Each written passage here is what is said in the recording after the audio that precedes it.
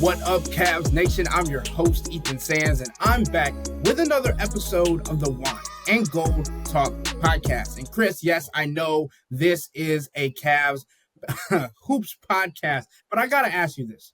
After the Chiefs won another AFC championship game and are heading to their third straight Super Bowl, are the Chiefs the most hated team since the Golden State Warriors dynasty run? Probably. I mean, you hate teams that consistently win, but I never understood the hatred for the Warriors. Like, to me, they played the kind of basketball and they were the selfless superstars that you would think that of any kind of NBA fan or just a general sports fan in general would gravitate towards.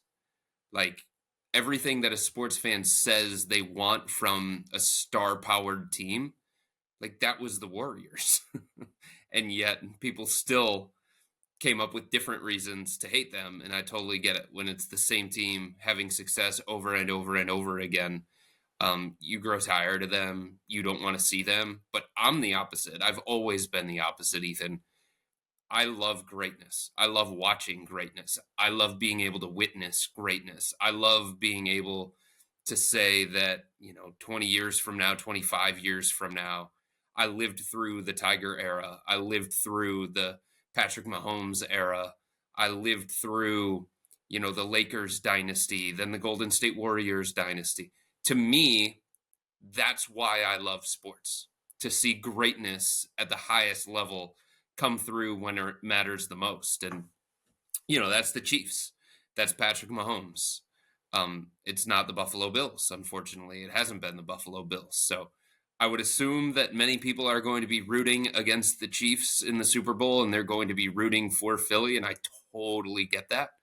But an opportunity to witness greatness at the highest level is really, really exciting. And Chris, obviously, greatness only is accomplished in the playoffs in every sport. That's where their teams are made. That's where dynasties are created. And the Cavs are hoping to get to that point this year and to create their dynasty of their own. But of course, we understand that dynasties are also created around a core group of players. Obviously, for the Kansas City Chiefs, it's Patrick Mahomes and Travis Kelce. Then for the Golden State Warriors, it was Draymond Green, Stephen Curry at points, Kevin Durant, and also Klay Thompson. So I think you have to talk about how these teams are built around their players, their organization, all these different things. The Cavs have their core four, and we understand that the Cavs are not going away from their core four when it comes to the trade deadline this year. But we also understand that they need those players, those rotation players around them to be successful. And as of late, in the 3-game losing skid that the Cavs are currently on,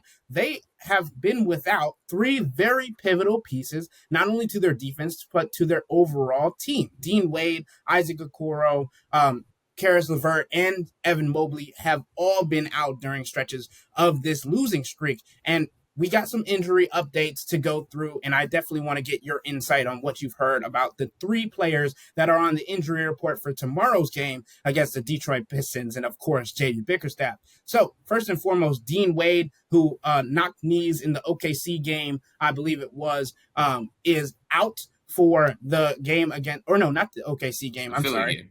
The Philadelphia 76ers game, he knocked knees with Tyrese Maxey. He came out in that game, did not return, and now he's out again as part of the injury report. And it was knee soreness, right knee soreness as of yesterday, Chris. Now it has been upgraded to a sprain. Obviously, this is the same injury that he dealt with last year where he had tears and things in there, but we don't know the clarity on this subject as of yet.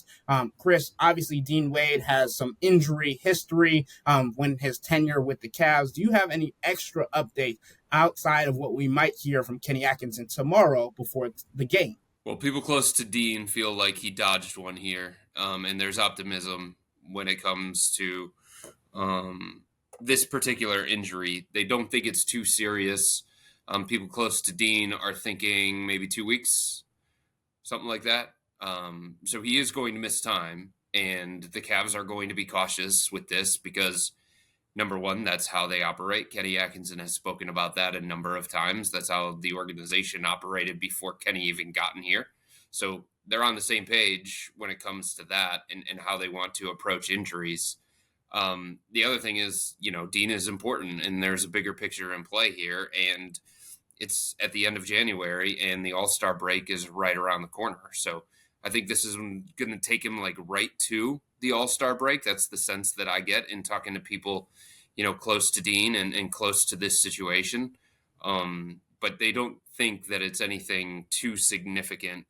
They're not worried about this being a long-term injury that is something that is going to bother him for months and something that's going to linger into the second half of the season. So I do think it's obviously always a concern when you're talking about Dean and you're talking about his knee and you're talking about, just taking him out of the rotation completely, because they've been such a good team when he's been on the floor, offensively and defensively. He has fit the starting lineup so well. But you know what? This gives them an opportunity to go with that projected starting five, the one that they thought they were going to have coming out of training camp, and they didn't because Max Strus suffered the injury in the preseason, and he missed the first 9 weeks of the regular season. So they're going to take a look at it.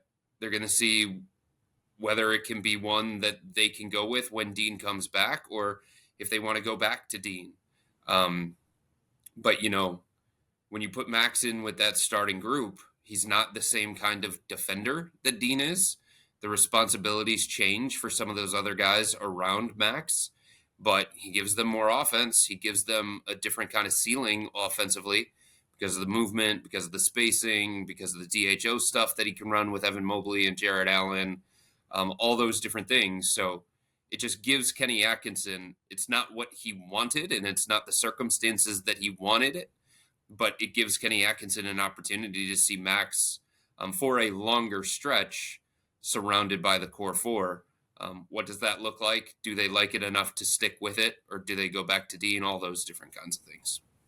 The other player that's kind of thrown into that conversation that is not going to be in the conversation and allows Kenny Atkinson to go with this Max Strus starting lineup is that Isaac Okoro is also out for the Cavs. Isaac Okoro and Dean Wade have both been the starting small forwards when Max Strus has been out. Dean Wade has started in 26 games. Isaac Okoro has started in just 16 games. And then Max Strus obviously is much lower, just starting in 14 games, only playing in 17 games thus far into the season. Obviously, we understand the significance and the severity of the injury when it comes to Isaac Okoro, the right shoulder AC joint sprain that he tried to come back from after missing over 2 weeks with that injury. And obviously, him being sidelined again should show that, one, he wasn't ready when he came back, and two, the cautiousness that this team is going to take, especially knowing how important Isaac Okoro is, especially on the defensive end when it comes to guarding top guards around the NBA. And the other portion being with his offensive numbers to start the season that were so much better than they had been in previous years. When you talk about offensive rating, you talk about 3-point shooting percentage. They want that guy back when they get him back into the rotation, when they get him back into the starting lineup, supposedly. But I agree with you, Chris. When you talk about Max Strus getting to be in the starting lineup, now Kenny Atkinson can say, I've had a small sample size, maybe a larger sample size, depending on if Isaac and Dean are out for the next 2 weeks, that, hey, Max has been playing, at least started 10 games now. Isaac started at least 10 games. Dean Wade has started at least 10 games. Which sample size, which matchups, which lineup do I like most, and which can I see myself using going forward? Because Chris, obviously, he's talked about it being on matchup basis. We understand, we know that is just coach speak, and that teams like to have a sense of consistency when it comes to their lineups. We certainly don't want to overreact when it comes to this Isaac thing, but there are some areas of concern here, and there are some signs that I would say are troubling. Number one, he re-injured the shoulder. He took a nasty hit on the shoulder shortly after he tried to come back.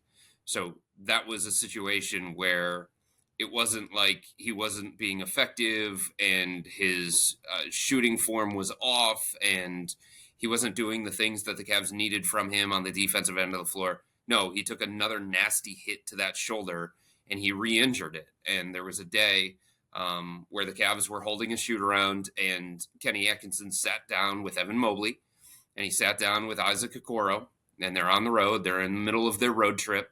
He sat down with both of them, and he said, look, I just want to make sure that we're on the same page here when it comes to these injuries. And Kenny was pushing Isaac at that point in time to take time off, to take more time to recover, to get more treatment. And Isaac said he agreed. And then he sat down with Evan Mobley, and he said, look, calf injuries are nothing that you want to mess with. They can linger. They can lead to worse issues. So I just want to make sure that we're on the same page here. We're not going to push this one. I know that you want to play. I know that you have other goals in mind. I know that you hate missing time, but we need you for the long term. We need you to take your time with this. And then Evan Mobley missed a stretch of time. It's also a little bit concerning that Isaac was not on this road trip for the Cavs. This most recent road trip that they had, he was not there. He was back in Cleveland. He was getting treatment. I think he underwent further examination. So it's something to continue to watch here. But Isaac is the kind of player, and this shows like how tough that injury was always going to be for Isaac to play through, just because of the style of player that he is. And I think the Cavs understood after they brought him back, and he took another hit to that shoulder, and he re-injured it, just how difficult this is for him to play through. And it's something that even if they feel like he's ready, and even if he feels like he's ready, they might extend it just a little bit longer. Because the style of player that he is, it's all about physicality. It's all about toughness. It's all about fighting through screens. It's all about banging bodies underneath when you're trying to box out bigger guys. It's all about cutting to the basket and playing in traffic and finishing through contact and all those different things. And, you know, for the style of player that Isaac is, having a shoulder injury when you're fighting through all those screens and you're taking all of that contact on a possession-to-possession basis, it's difficult. It's really difficult. So, you know, I think the Cavs are going to continue to be cautious about this one. The time that I saw Isaac on the previous road trip, he was getting treatment on his shoulder. He was icing it. He was also getting cupping done. He was getting electric stim done. So he's doing all the things necessary to try and get himself back. But it's just, again, I hate to repeat myself, for somebody like him, it's the kind of injury that can be very, very difficult to play through. It kind of reminds me of a conversation we had about the whole Jared Allen debacle when we found out the severity of that injury, when him having to take screens and all those different things on every possession down the floor. Yeah, offensively, just like put your arms above your head to grab rebounds and stuff like that. It wasn't easy for Jared, and for Isaac, it's not easy either. Especially when you know that like his primary shot is a 3-pointer, or he's now been utilized as a screener as well on the offensive end. So you're screening, rolling, and all those different actions involve shoulder movement. Almost every basketball action involves shoulder movement. But the last injury that I wanted to touch on is Caris LeVert. Obviously, we understood that he had a right wrist soreness coming into last night's game that has now been changed for tomorrow's matchup. It is now a sprained right wrist, and we understand that it was a sprain before that, too. It was initially a sprain, then it was soreness, and now it's a sprain again. But it was initially a sprain. Shortly after the Minnesota game, when he had his wrist wrapped in ice, and I started asking around about it because it didn't look right to me, and because he wasn't playing very well, and because he was kind of like shaking it off. So it was initially listed as a sprain. It did seem like he was ready to come back, and he was getting closer to coming back because he was doing some workouts. And after the game against Philly, like, he had basketball gear on because he was doing some weight training and stuff like that. And then he went in to shower. And normally that's not the case because he didn't play in a basketball game and he didn't do any kind of workout, and he just sat on the bench in street clothes and stuff like that. But, you know, after that game, he went through some kind of individual workout, some kind of weightlifting session. So it seemed like he was trying to prepare himself and prepare his body for getting back. But again, a little bit of a concern that the injury designation has changed back. Once again, could it have been a clerical error? Maybe. It's happened before already this season with the Cavs. But also a little bit concerning that, like, he isn't questionable. He's out already. And they kept listing him at questionable for the previous 2 games because there was actually some doubt. There were some conversations going on between Kenny Atkinson and Steve Spiro with Caris LeVert going into that game against Philly about whether he was going to play, whether he was not going to play, how was he going to recover after doing some things on the court, not extensive, but some things. And then he was listed as questionable again, and now it's already out. So it leads me to believe that, when he started to try and push it a little bit more and he started to try and test it a little bit more, that soreness popped back up again. And it's something that he's going to have to manage here, at least in the foreseeable future. And that's another injury where we talk about how Caris LeVert is a twitchy player. He's like pounding the basketball when he's dribbling, or it's his shooting wrist. So he's flicking his wrist every time he tries to make a cut to the basket or a shot from 3-point range or whatever he may be doing. All of these injuries are connected to what these players are good at.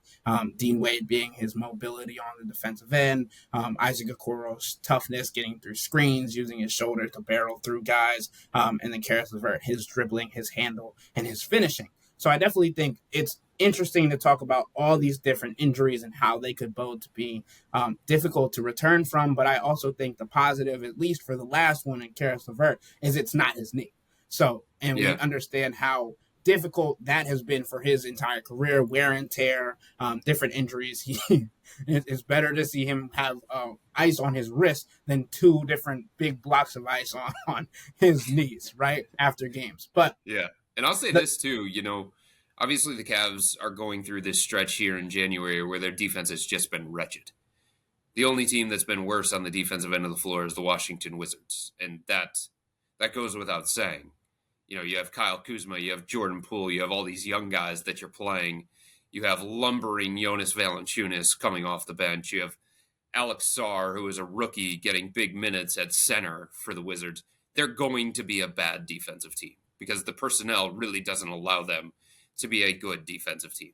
So it's alarming that the Cavs are that level bad defensively here in January. Now, look, part of it is they've been missing some important guys on the defensive end of the floor. The other part of it is the schedule has increased. The difficulty is different than what it was. But at the same time, as Kenny Atkinson has said over and over and over again, we have enough. In saying that about the defense, you do have to understand and give credit to some of these guys that have stepped up in the absence offensively of some of these guys that have been missing.